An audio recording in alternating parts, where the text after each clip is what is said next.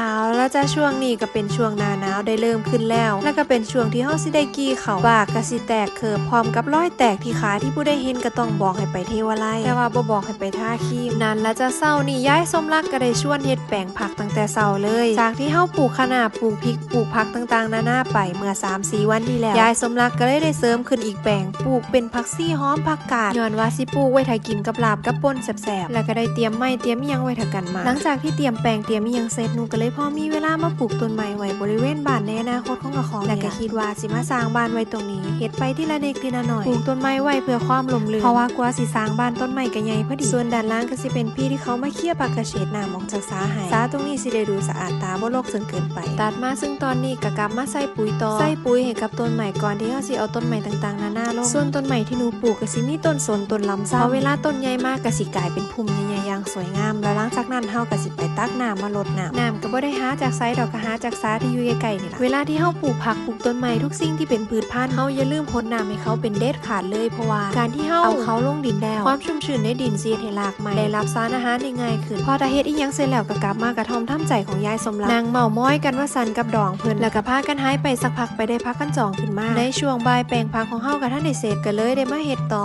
เตรียมนาดินเตรียมอีหยังให้พอดีก่อนแล้วก็มีคุณหน้าสุดหล่อคนเดิมที่มาเป็นแรงในการขุดหลุมในมือนี้จนออกมาเป็นแปลงที่สวยงามมาสิพามาเมืองผักที่เฮาปลูกไว้เกิดแล้วเด้มื้อนี้ผักขนาดที่วานไว้ก็เริ่มเป็นเบี้ยแล้วและก็บ่ได้มีซ้ำนี้ยายสมรักก็ได้ไปซื้อผักซี่ลาวผักกาดดอกมาเพิ่มอีกบ่กี่สัปดาห์ก็สิเป็นพันธุ์หอมรับแร่ที่จะมาสมทบก็สิได้เป็นผักสวนครัวที่บ่ต้องออกไปหาซื้ออยู่ไสแล้วยิ่งเป็นหน้าหนาวแห่งปลูกง่ายแล้วก็ผักก็สิงามคือหยังแล้วก็คิดว่าในอนาคตจังได๋ก็ต้องมีอย่างอื่นมาปลูกเพิ่มส่วนท่านซีโอใหญ่มื้อนี้อากาศดีก็ออกมานั่งอยู่ข้างนอกมานั่งกินลมชมวิวไปตามภาษาผู้เฒ่าพอตะปีกโตกมาจากสวนเรียบร้อยก็มาเมืองพี่ชายยายสมรักหลากผักกระเฉดน้ำออกอยากสิบอกอยู่ว่ารถไถคันนี้ติดไปแล้วรอบนึงย้อนว่าลงไปตามโหดก็เลยให้เกิดความล่าช้าจักหน่อยในการเฮ็ดงานขับรถบ่พอได้พี่ชายยายสมรักแล้วก็โตนน้ำไปซอยพี่เขาเจ้าตัดผักเกษตรอีกทีเพราะว่ารู้สึกว่าผักกระเฉดในบ่อน้ำนี่มันสิกระจายตัวไปหลายคักก็เลยต้องซอยกันทางด้านยายสมรักกับลูกทีมเล่ากับมาเมืองให้กำลังใจอยู่ข้างล่างนั่งเมืองป่านเมืองภาพยนตร์ภาพใหญ่ๆสาน้ำตรงนี้เป็นสาน้ำบ่อที่2ของยายสมรักบ่อแรกสิอยู่หน้าบ้านน้องชายยายสมรักแต่ว่าบ่อนั้นสิบ่มีผักเกษตรหลายก็เลยบ่จำเป็นต้องตัดผักเกษตรแต่ว่าบ่อที่2ขุดมาบ่รู้ไปเฮ็ดอีท่าใดผักเกษตรน้ำหลายแล้วก็ต้องตัดสุปีน้ำถ้าบ่ตัดสุปีมันก็สิยาวไหลไปหากันความหนาก็สิหนาขึ้นคนตัดก็สิตัดยากคนนางเสียก็นางเสียสนุกสนานแล้วก็มียายสมรักคอยชี้บอกนั่นบอกนี่อยู่ตลอดส่วนอากาศในมื้อนี้ลมเบิ